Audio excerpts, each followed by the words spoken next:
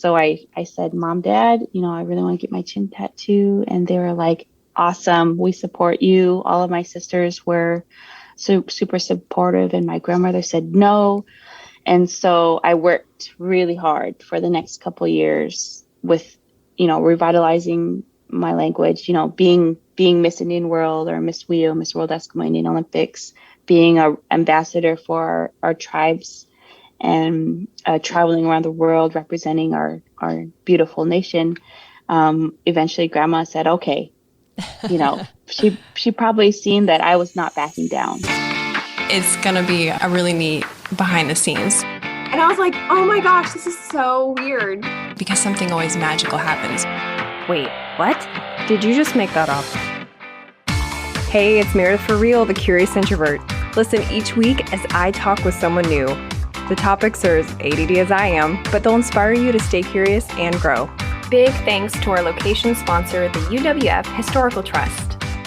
Hey Curiositors, it's me, Meredith. If you follow me on Instagram, you know that in September of 2021, my husband and I took a trip to Alaska. On the way there, I watched a ton of videos about Native Alaskan cultures, and it was in one of these videos that I learned about this week's guest. This is another conversation in line with the New Year's theme. Last week was about who you're evolving to be, and this week is about who you are in relationship to your family history and how you choose to move forward. I was really impressed by how my guest accepted the truth of her family's past and was also flexible about how her traditions looked for her future. And as always, if you're a repeat listener, thank you so much for coming back. And if you're new here, thank you for visiting. I started this podcast in 2019 as a project to inspire people to choose curiosity over judgment. Each guest brings a personal development opportunity along with their story so you can stay curious and grow. There's no particular order to listen to episodes, so just, have a look around and hit play on whatever grabs your curiosity. All right, enjoy the show. Identity. It's who you are versus who people tell you you are. Who society expects you to be, who your parents expect you to be. But how do you find your authentic self in all of it? My next guest found hers in an old photograph and a tattoo, a chin tattoo. For Native people in the Arctic region, the tradition of chin tattooing goes back generations. But until very recently, the tradition was not still in practice. Today, she's going to share how an old tradition turned into a renewed identity and a passion for the next generation. Inupiaq and Kiowa, beauty queen and badass, Marjorie Kunaq Tahbone. Welcome to the show. Hi, thank you for inviting me. Absolutely. And that's just not any beauty queen. That's World Eskimo Olympics beauty queen and Native Youth Olympian. I love the contrast of those two powerful and graceful things. But the pageant isn't like the pageants in the lower 48. It has to do with cultural knowledge. Yeah, it's definitely a cultural knowledge type of pageant where you showcase your traditions, your skills, any type of, your how you feel about your, community's issues and things like that. And there's actually pageants like that in the lower 48. I just want to add, but they're not like the Western beauty pageants. Yeah, there's a lot of indigenous pageants too down there. I did not know that, but none of them include a bikini contest, is what you're implying. Exactly. I think we're about ready to get rid of that anyway. So I don't think that'll be a part of it. But so how did you discover that parts of your heritage, specifically the tradition around tattoos, not just chin tattoos, but there are some other tattoos as well. How did you discover that was becoming kind of a lost tradition? Well, I was fortunate to grow up in a rural community where we were constantly on the land, subsisting and harvesting from the land. So, just kind of foraging and living off the land, eating local foods. And I think that really allowed me to have this foundation of understanding where our culture comes from, because we heavily relied on the foods around our area.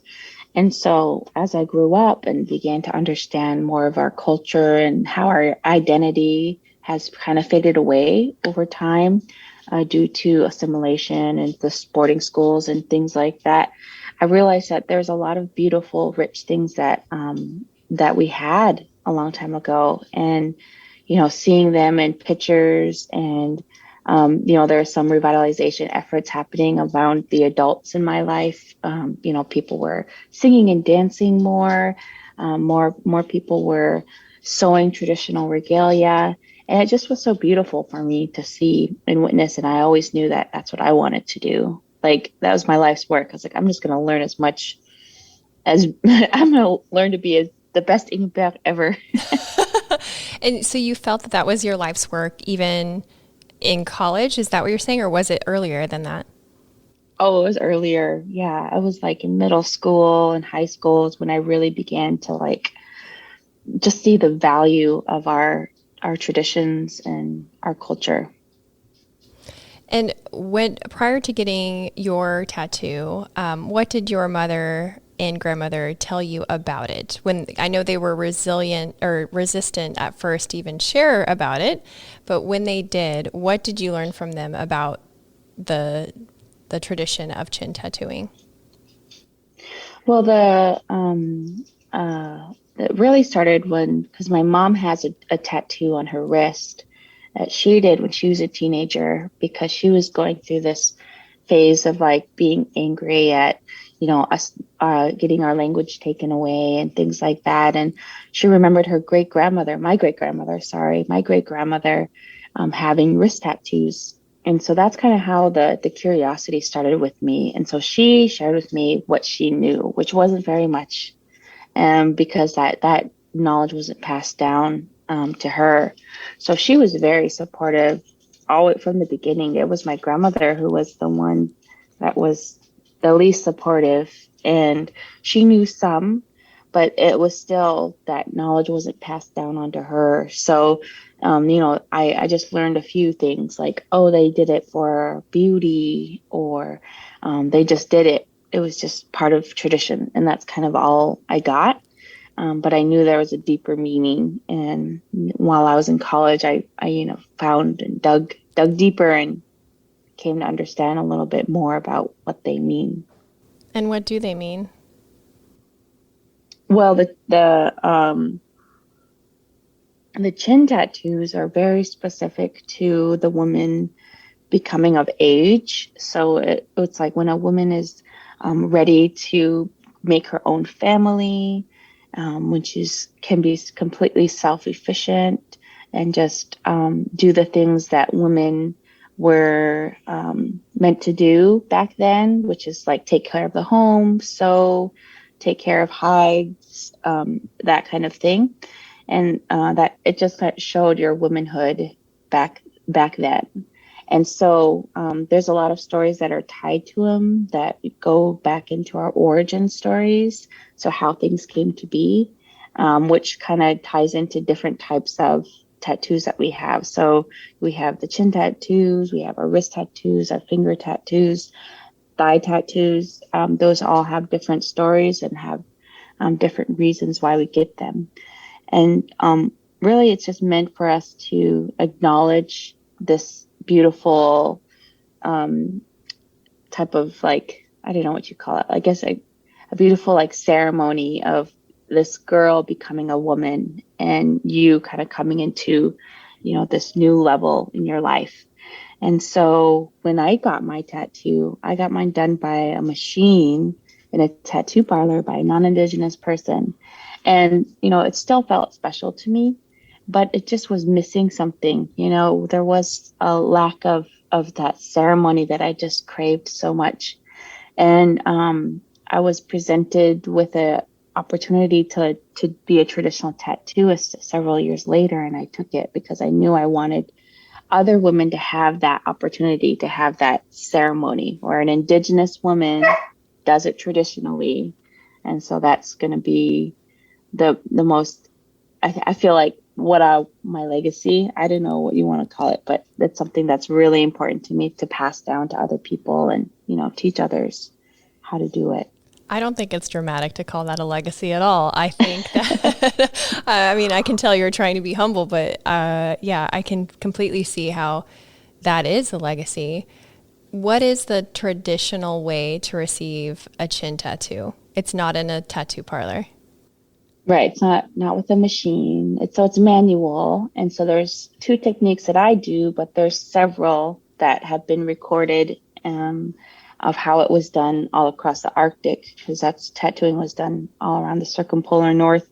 One is manually poking the ink in, which is like a machine, but it's not rotor, like not a rotary machine, or I guess it's manual, right? So I manually poke the ink in. And then the other one is really kind of special to the Arctic, where they use a needle and a thread, and they kind of very gently then they put the ink in the thread, and then they kind of pass the needle through the skin just on the top layer. This one's stitched just the top layer of it, and that's how. And they pass in that ink that was left on the thread passes through the skin, and then that's what's left. And that's kind of one that I use too, but not as often as the manual one. But I do love like it's aesthetic. It looks beautiful. But also, like, for me, when I do like chin tattoos, I always end with that one stitch, a stitch at the end, to kind of acknowledge this tradition that our ancestors did. It's kind of like sealing it. For me, it's like just kind of adding strength and power to the ceremony and the tattoo itself. There's so much thought and intention behind it. That's so beautiful. You said this is something that the chin tattoo is specific to women. As I was reading and researching for our discussion, I read that sometimes two-spirited people also receive them.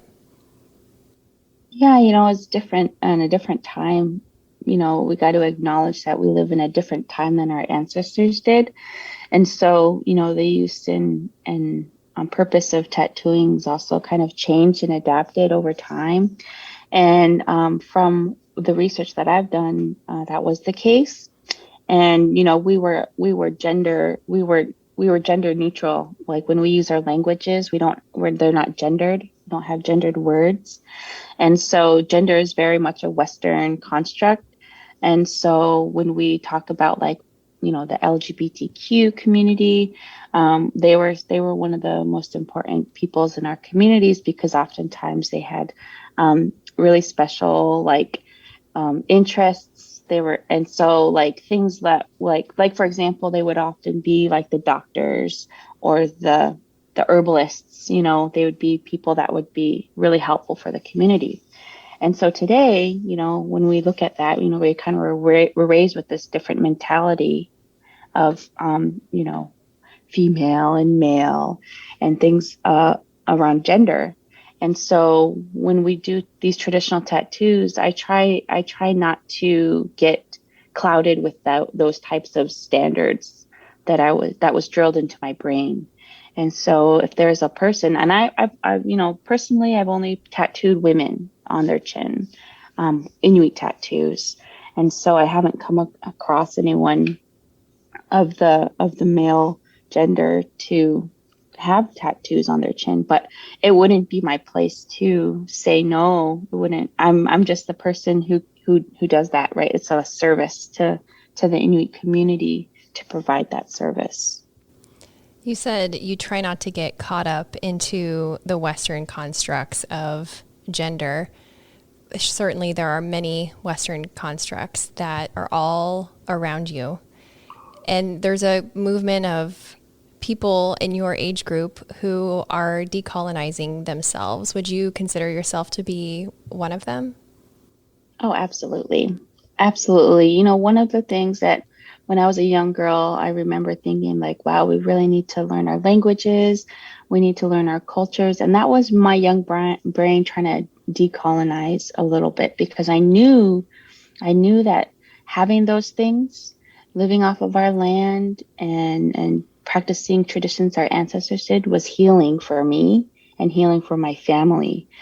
Because we have been through severe trauma in the last several generations of our family. And that trauma has really passed down, even though, like, I wasn't a part of that boarding school era, or I wasn't part of the 1918 flu epidemic that wiped out a mass, population in Alaska, I still feel the pain. Like I still feel that hurt. I don't know where it comes from, but it's there.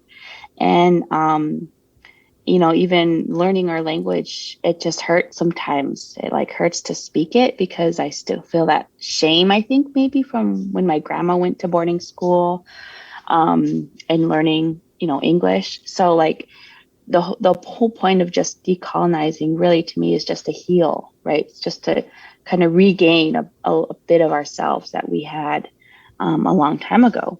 And so that's kind of my whole goal. And, I don't want to make people feel bad. I don't want to make people feel uncomfortable. All I really want is just for us to feel happy and healthy and, thrive in our lands.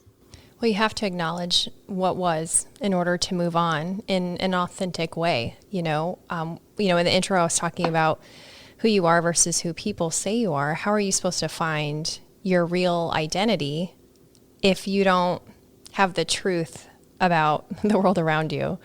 And so I can understand the process of decolonization from that perspective, and the generational trauma, those are real things that you have to unpack. Can you help? Go ahead. I was just going to add that, most people have some type of generational trauma that's been passed down onto them, whether you're Indigenous or not. And so really, it's about just kind of going in within and figuring out how you can heal, right? And so for me, that was trying to learn our languages, trying to bring back our traditions, our tattooing, our ceremony. And that's what works for me, for us. Hey everyone, just a quick interruption to show gratitude to our sponsors and give you some special deals. The UWF Historical Trust. We shoot the show at the Museum of Commerce and the Pensacola Museum of History. And it's not just an amazing step back into the 18 and 1900s, but it's an event space too. And because they love creative collaborations and have spaces for all party sizes, they're pretty much the perfect venue to make your event stand out. So if you need a unique space in downtown Pensacola, take a look at historicpensacola.org. And if you want to tour one of the 12 museums, get your tickets in person so you can show the agent one of my emails and get $2 off an adult ticket. Get emails by texting REAL to 66866. It seems like no one can agree on anything nowadays, but I have found the unifier to unite us all. Mosquitoes suck. Mine were so bad, they were in my car. Have you ever tried to swat a mosquito while driving? Not advised. Insect has been great because they guarantee their work and pollinator care is always top of mind. If you live in the Florida Panhandle or the Gulf Coast of Alabama, give them a call, ensec.net.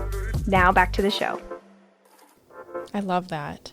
I don't know that everyone in my listening audience or viewing audience is familiar with the role that boarding schools played in the indigenous cultures in the lower 48 and Alaska, but I was hoping that you could help give us like a baseline knowledge for those that don't know.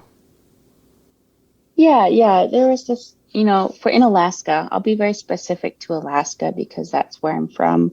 There was like this series of events that occurred in the early 1900s.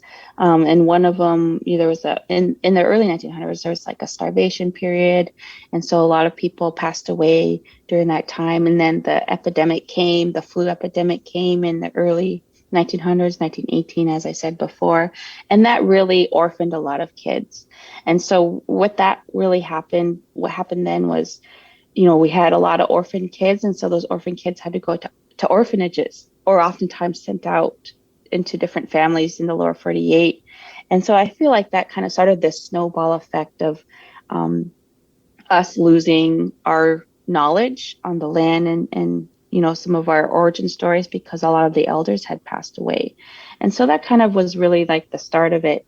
And then the boarding schools popped up in Alaska, and that's where they had all the children come and travel and live away from their families for all year, all winter, whatever the school year was, and learn how to be in a Western community. So they learned English and all of the things that you would think they would learn in an American boarding school.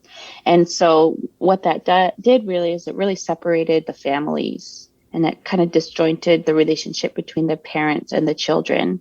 And in those boarding schools too, they didn't really teach how to be parents. They weren't taught how to be good parents. And so what that led was to the generation who grew up in the boarding schools. They had children, but they didn't have the skills and the knowledge to be proper parents. And so that's where we come in this generation, my generation, who's raising their kids of, I don't hit my kids. I don't try to yell at them. I don't do any gaslighting or verbal abuse, right? I try to avoid this type of thing that was so common amongst our generation with the next generation. And so, there's all these things that happen at the boarding schools. And, there's a lot of trauma too of sexual assault and abuse, mental, verbal abuse that also kind of was passed down to many of the people in my parents' generation.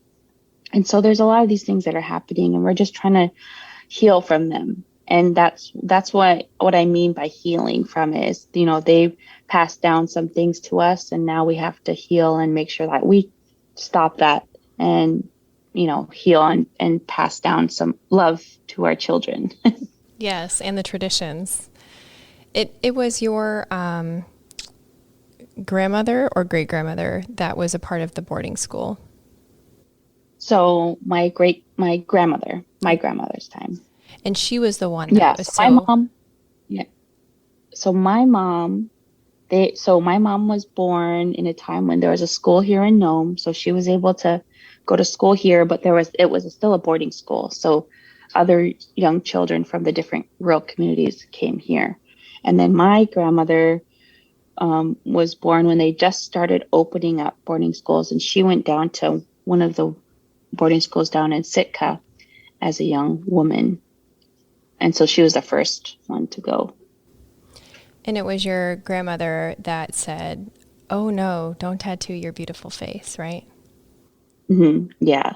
She still doesn't, she supports me by not saying anything. Like, I think that's the best thing she could do is just, not say yes, not say no, but also she supports me by telling me stories that she remembers. And, even though she might not, believe in it so much, about how important these tradition is, she still supports me by sharing the knowledge that she has. Because she has a lot of knowledge about her mom having tattoos and seeing people with tattoos and things like that. So it works that, sometimes that's what you have to, that's what I'll take what I can get, especially with the older generation who may have grown up, in a time that was kind of rough for them. Yeah. I mean, especially like you said, for the older generation, at some point you just accept them for where they're at, their state of mind, all of it. Yep. What was your mom's reaction, and what was your grandmother's and your grandmother's sister reaction after you received your chin tattoo? Well, so it took, there was this point in my life, I was in undergrad and I was fixing to graduate, and I was learning about chin tattoos, and I knew that I wanted to do it during a ceremony of importance to me. And so I decided that I'd really love to get it after I graduate with my degree. And I told I knew that because there wasn't very many women who did it, I could count all of them on my hand who had them, that I needed my family's full support, because I didn't know I didn't know if I was going to get ridiculed. I didn't know if I was going to, get who knows, right? This is something brand new. I feel like, okay, like a rebel, right? I was being bad. And so I knew that I needed their support. And so I said, Mom, Dad, I really want to get my chin tattoo. And they were like, awesome. We support you. All of my sisters were super supportive. And my grandmother said no. And so I worked really hard for the next couple of years with, revitalizing my language, being being Miss Indian World or Miss WIO, Miss World Eskimo Indian Olympics, being an ambassador for our tribes, and traveling around the world representing our beautiful nation. Eventually, Grandma said, "Okay, she probably seen that I was not backing down and that I was going to get it, but I really needed her blessing." And so I think after those years of work trying to prove to her that I was a strong person and that I wasn't worried about not getting a job, that was her big thing, like that I wouldn't get a job and that I wouldn't find a husband, right? These standards that, were expected to reach or something. And she was afraid for me. And so I had to assure her that she didn't have to be, and that everything was going to be okay. And then after you got your tattoo, somebody called you. Tell us about that.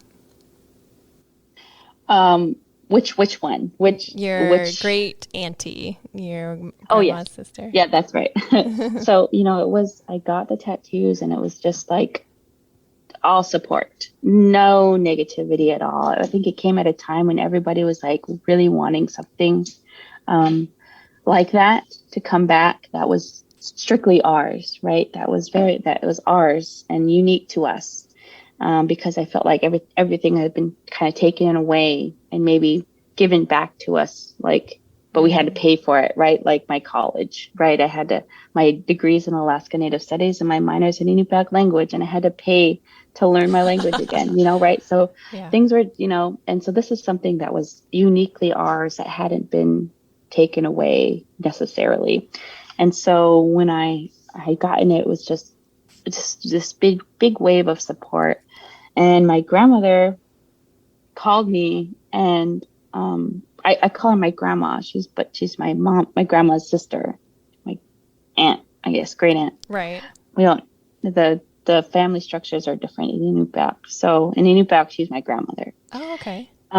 So my grandmother calls, Grandma Sophie, and she said, "I want to get a tattoo." And she's the youngest, so she's the baby of my grandma's siblings. And so I said, okay. And I went to her place and she told me a bunch of stories about what she remembers the chin tattoo meaning. And then I did it on her, and she's one of those grandmas that's that's really bossy, kind of like, yeah. And so I just remember her like being like, I put it on her and she said, "Oh, the old ladies, they have to have it thicker right here." And so I had to like make it real thicker, like, "Oh, they need to go out further." And I was like, oh, okay. So I had to like redo it so many times. Wait, how do you redo a tattoo? It's I put a stencil on. Oh, okay. I mark it, right? So I don't do it just blind. I have to mark it down. So I had to mark it up, and eventually she was happy with it, and then I got the tattoo started. And it was just a beautiful ceremony, and we both really just needed it for our relationship and just for our family. So it was a really beautiful thing. And so she needs a touch up. So now she keeps calling me and says, "I need you to touch it up right here," because it faded a little bit, and I haven't been able to yet because of COVID. So yeah, that's the next thing. That's so beautiful. Have you met other young women who've also been inspired to receive chin tattoos since you got yours? Oh, yeah, there's hundreds now. There's like hundreds of women who have tattoos all across the Arctic. I was a part of a Inuit tattoo revitalization project where we traveled to several different communities in Nunavut and tattooed hundreds of women. I think there were at least 300 women there. And there's this revitalization effort that's happening in Greenland. Mm-hmm. And then here in Alaska, there's several tattooists now that do it. And so now hundreds of women have them, and men too. In Alaska, men get traditional tattoos as well. So not so much in Canada and Greenland, but they do, but not as often. Traditionally, I had to mention that, so traditionally there were things that were done, but now that we're in this new time and we have a new reason why we're tattooing, which is to heal, men often get traditional tattoos now too, because the tattoo traditions, they always adapt, right? Just like our culture adapts, everything adapts with time. And so, we bring these traditional tattoos in our lives because we need it to heal. And so what we can do that because it's our tradition, right? Who says we couldn't? Who says we can't? And that's why I recreate ceremony, right? I had no idea how it was done a long time ago, what type of ceremony was done. I didn't have any of that knowledge, but I did have my upbringing, my foundation from the land. So I incorporated our seal oil lamps, our traditional lamps that we have, and into ceremony, opening this flame. It's like a small flame that the lamps were used to light the home, heat the home, cook. It was also used to create the soot for the ink as well for the tattooing. And so I incorporated that into the ceremony and invite the ancestors to be a part of it. We talk about intentions. We talk about, why we're doing this, the growth that's happening and the healing that's happening during the ceremony. And so that's the most important thing, is us feeling strong enough, giving ourselves permission to learn that language, to recreate ceremony, to feel comfortable enough to adapt a tradition that we've had for thousands of years into something that we, need today. That's beautiful. What do you hope for your daughter and other future generations of Inupiaq? Well, I feel like a success already, with my daughter being born into this time where she doesn't ask about women why they have tattoos. It's she says, why doesn't that woman have tattoos? And so she's already in this totally different world where she has this she sees us. She sees the beauty of our tattoos, and I'll say, oh, they're just not ready for their ceremony yet. Everybody has their own time, because you don't have to do it at a certain time. It was done at puberty a long time ago, but not now. Now we get it when we feel ready, when we feel like maybe we've crossed a milestone, or we feel healed, or we need it to help us to heal or acknowledge our ancestors, right? There's different reasons. And I already feel super proud to have a daughter that's raised up, in this place where she sees, oh, why don't they have tattoos? What's going on there? And so it's a total reverse, and it's just really awesome to witness and see, and also to be a parent and kind of reclaim our parenting style. There's this new trend called gentle parenting that I hear, but that's Inuit parenting, right? Parenting has always been gentle, like that. It's been, we don't yell, we don't hit, those types of things. We honor each other's feelings, right? We validate feelings. But we lost that, in the transition of boarding schools. And so just reclaiming that too is so powerful. And I just feel really, successful. I feel successful about it. I think I would agree.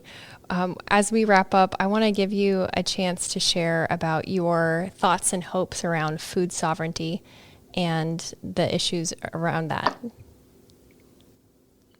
Yeah, it's so important to be able to be on our homelands and harvest food from the lands in a healthy, sustainable way. To me, that's the most important thing to allow us to be healthy, thriving people. And we live in a land, fortunately, is still very abundant in all of the resources of fish and seal and caribou and reindeer. And we have all plethora of greens that we can forage and berries. And we're still able to do that. And so our rights as Indigenous people on the land to be able to do that is so important to me, because it just makes sense, right? It makes sense that we should be able to eat local, to eat on our lands. We should have that right. But there's so much regulation put on our people. We have the most regulations on our lands in Alaska, in the United States, really. And so that's something that I'm trying to fight against and ensure and hope that my daughter and her daughter's generation has our land so that they could harvest and eat off the land, because it's the healthiest food for us, and we suffer from issues with our health because we at our stores they don't sell healthy foods like if they would be on the lands. So that's another big issue too that we talk about, and food sovereignty is just a really important thing for me to try and learn and pass down to other people and teach other people about which plants to harvest and how to take care of seals in a respectful, healthy way. That's really important to me.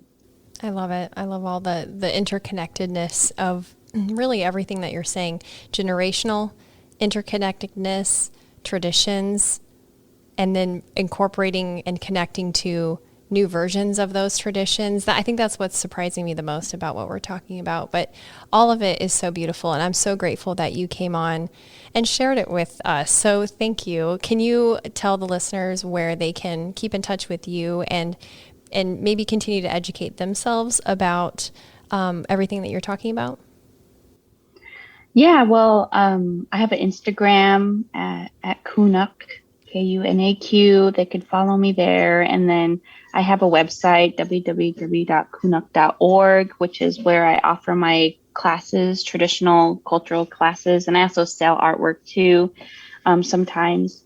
And then, I also have like a TikTok and YouTube and Facebook, but it's like, I don't know. I always feel weird about like giving out the social media handles sometimes. It's okay. Well, I'll link them so that people can find them. No worries.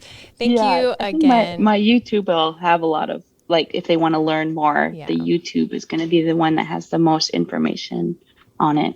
Yeah, I think your Instagram is good for that too. Thank you so much. Oh yeah, that too. I appreciate you coming on the show. Yeah, of course, Brianna. I had lots of fun. Thanks for listening. If you love the show and want to give it a thumbs up, leave a rating and review on Apple Podcasts.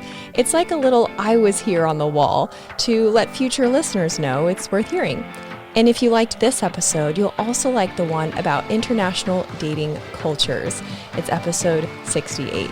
Stay tuned next week when I talk with a molecular biologist about GMO mosquitoes. Talk to you then.